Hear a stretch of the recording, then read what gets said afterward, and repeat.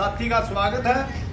तो एक तो निवेदन ये करूंगा मैं, आप लोग जो संगठन में मजबूत करोगे तो आप सारी चीज मनवा सकोगे। आ जाओ जी। ये भी सरकार ने 25 तारीख को 25 मार्च को वित्त मंत्री भारत सरकार ने एक सुस्सा छोड़ा है कि वह जो 31 दिसंबर 2025 ने तक जो रिटायर होंगे या उससे पहले के पेंशन भोगियों को 8वें वेतन आयोग से वंचित किया जाएगा, वंचित रखा जाएगा। तो ये बहुत बड़ा हमला साथियों, जब लागू हो गया ना तो फिर ओरे ढाल की बात हो जाएगी। बाकी ये साथी डिटेल में बताऊंगा, मैं घना टाइम ना लेकर के आज हम इनको सुनेंगे। मैं तो आपके बीच में आता रहूँ।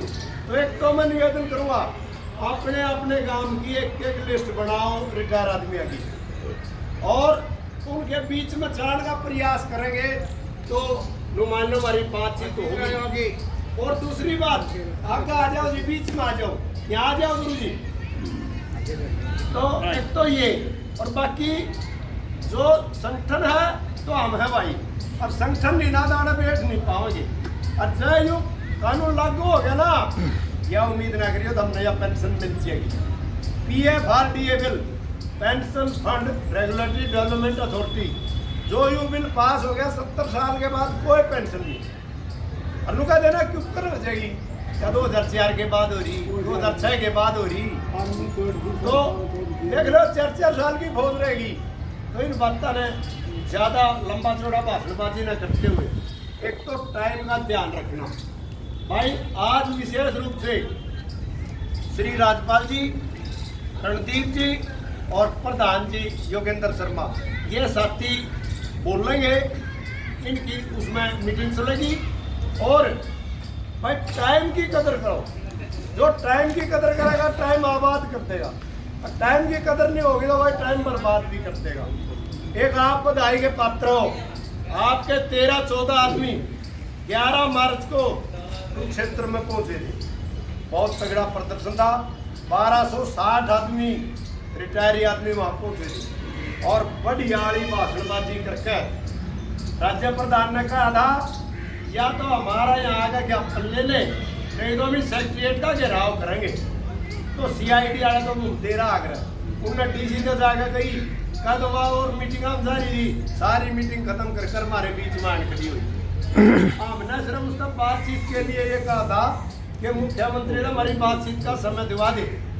वो बजट सत्र चल रहा था, जब नहीं होया तो कल फिर हमारे पास चीफ ने लेटर लिखा है कि भाई रिटायर कर्मचारियों की बहुत सारी मांगे हैं और उन मांगों के लिए हमें समय दिया जाए। पर जब समय देंगे तो ठीक है, और नहीं तो राज्य की मीटिंग होगी ना उसमें कोई आंदोलन की घोषणा करेंगे। आप लोग तैयार हो कि नहीं हो? देखो गाँव के जेल में भी देते हैं हम, आखिरी टाइम में गाँव के बिना सबसे पहले और आखिरी संघर्ष है भाई। थोड़े रुको। सबसे पहले तो हमारा इकाई है गाँव, गाँव को मिलाकर बन जाए हमारा ब्लॉक, और ब्लॉक को मिलाकर बन जाए हमारा जिला, और जिले में मिलाकर बना राज्य। तो भाई यहीं से शुरुआत होती है।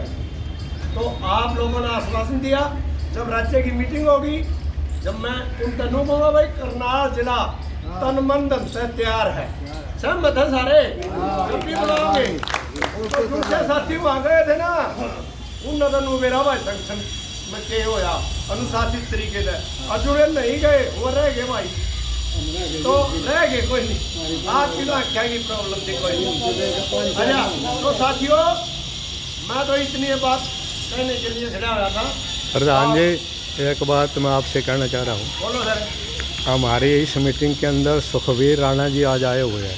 हाँ जी। विशेष रूप से आमंत्रित किए गए हैं। हाँ जी। इनकी समस्याएं हैं LTC की, हाँ जी। और 80 साल के बाद जो 20% मिलता है, ठीक है, ये 86 के हो चुके हैं। ठीक है। मैं तो ये चाह रहा था कि रायपुर जाके इनकी समस्या सुनूं, मैं क्यों स्टेज पे आना मुश्किल हो जाता है, तो इनकी समस्या का समाधान मैं करना। आप लोगों से कहूँ, हम सारे अधिकारियों में मिले थे, उनका अपना एक लेटर दिया था हमने कि भाई हमारा मेडिकल का काम किसी साथी का रहना नहीं चाहिए, मेडिकल साथ के साथ निकाला जाए। दूसरा ट्रेजरी अफसर तो मिले थे कि भाई LTC के बारे में कि भाई जो चिट्ठी तो हमारे में वहाँ बता वो चिट्ठी आ रही हो सरकार की वहाँ दे दे मारे थे और नहीं तो हमारे सरकारी आदमियों ने LTC देनी शुरू करते तो उन्होंने चिट्ठी दी मारे थे कि 90 से लेकर 100 साल वाले तो 24 में और 80 से 90 साल वाले 25 में 70 से 80 साल वाले जनवरी 26 तक मिलेगी उन्हें